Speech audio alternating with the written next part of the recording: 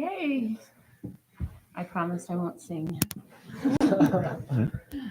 Continuing media scrums today with the diving team, diving coach Julie Weddle, Jenna Hurley, and Wyatt Hermanson. Julie, before we kind of get into the team a little bit, your first time here, kind of give us a little bit of a background, your experience at UNMN and UNLV, and how your first few months have been going here in Maverick Land. Sure. So I started my college career at UNLV right out of myself diving at Nevada Reno with Jen Liu. And at UNLV, I had men's and women's, and it was a great program under Jim Wrights. And then our assistant coach, Kunio Kono, was our head associate at the time. He moved to New Mexico, and then a year after that, I had followed him. So I did 2 10-year stints at both universities and got here to Colorado Mesa in August and actually have loved every minute of it.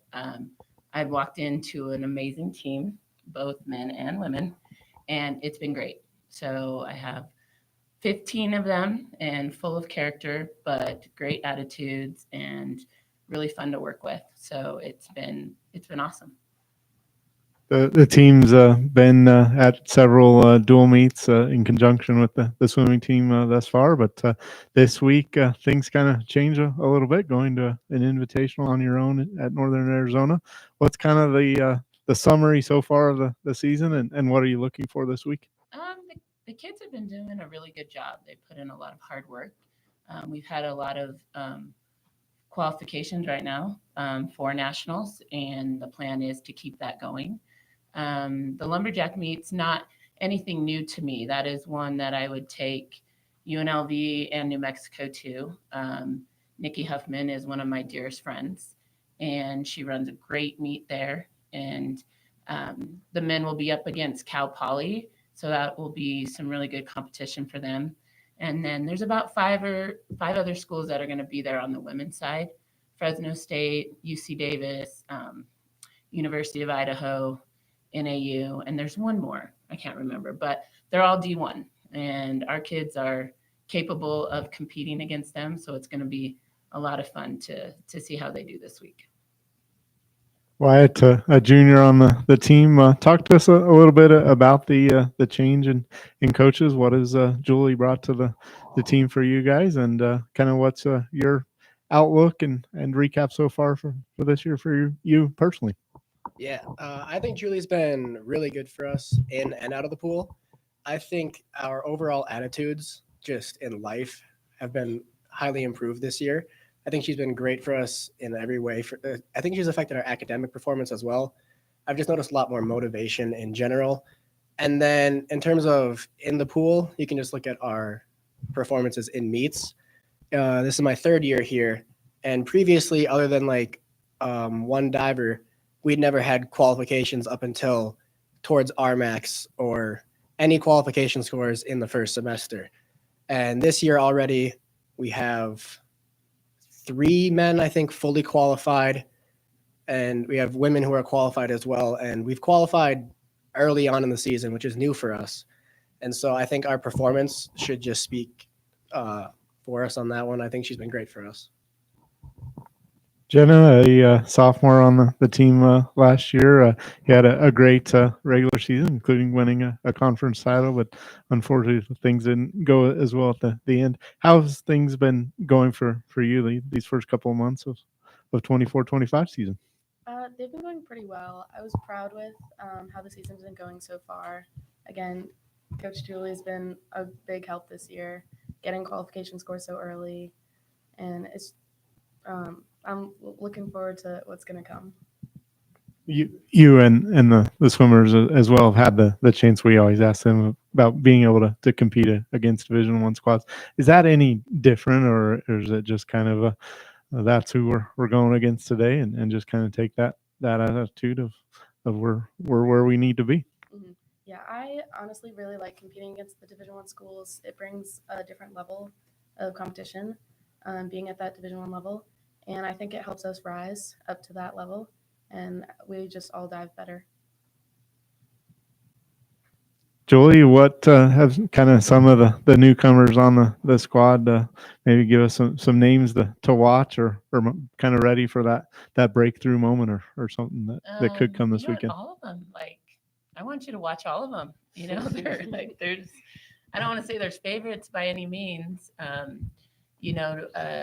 Jack Warros did a really good job against Denver, taking first and beating a high competitor there.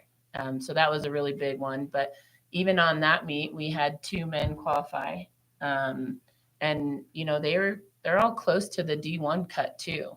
And that's what I remind my athletes. I try and tell them, that they're powerful and they're confident, and to basically dive against themselves, and that's the main goal here. And then you'll see, the better outcomes. But they've all done great. So I want everyone to focus on all the divers and watch how they make progress, throughout the years.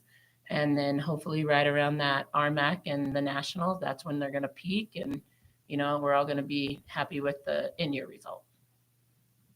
So you talk a little bit about competing against D1 and it helps you raise the level, but it's still you and the board and the water. I mean, you've got to hit your dive.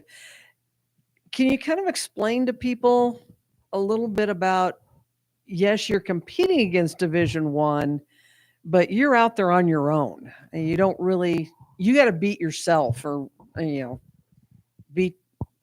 get the judges to like you better, like what you've done on the board better than anybody else. Mentally, how tough is that? I think more than anything, I get motivated more.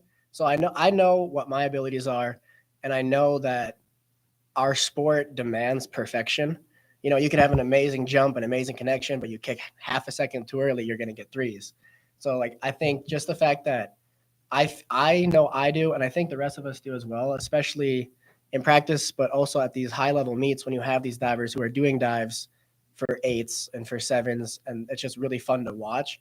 It's really motivating to think, oh, I can do that too, or I have to do that too. And then so after you go up against the D1 level divers and they're shredding dives for 7s, it's really motivating and the energy is just really high. And the more positive the environment is, the better you dive, and the better the divers are, the more positive the environment is. So I think it all just kind of goes hand in hand. Stay positive and don't freak out, right? Yeah, just don't get in your head. Yeah, so there's one thing that I'm trying to instill in them is not to let one dive define them. Between the meet, whether we have 6 dives or we have 11 dives, if you focus on that one dive you missed, that's going to affect all your other dives. So learn to let it go. There's nothing we can do about that dive that we missed, but we can focus on the next 5 or the next 10. And so that's a really big thing that I'm trying to instill in them. And we do a lot of, visualizations, and I try and put them in those scenarios, whether they miss a dive or if they've hit all 5 of their dives and now the pressure's on to hit their 6th dive to make that qualification. So just to put them in that mindset. And then, we work on breathing, trying to stay calm. And then the other thing is just supporting each other. It is tough and it can seem individual, but we are a team. And so we're there through the bad and we're there through the good. And the tradition of the diving program here is pretty good. You guys, it's my turn. This is this group. We're the next ones. That's got to be even as much motivation as anything, isn't it? Is just kind of carrying on the tradition, knowing how good the divers are at this place. Yeah, we do have such a good history with the dive program at this school, and it's an honor to be able to be here and keep that going. And we know that we can do it. We have the talent, we have the skill, and just working towards that every day is really fun. I think it's a good example of just surround yourself with what you want to become. When I was in my recruiting phase, this was the only Division II school that I was looking at, and I still chose to come here because of the program and because of the divers at the time that were on the team. And I knew what I was getting myself into, and I knew that surrounding myself with what I wanted to become would be more beneficial to me than just jumping into a D1 program just because it's D1. Anything else? All right. Question of the week, always the hardest one. With Thanksgiving being next weekend, favorite Thanksgiving meal side dish? Side dish. I got mine. So I make the green bean casserole, but I add bacon and cheese in it. So it's usually a hit and gone because everybody loves bacon and cheese. I would say mine is mashed potatoes and gravy. My mom makes the best ones I've had. I'm gonna say stuffing. That's about it. Or the desserts, any of the desserts. There you go. That's been the most popular answer today. So. Look at you. Yeah. Well, thank you for your time and good luck down in Arizona this week. All right. Thank you. Thank you.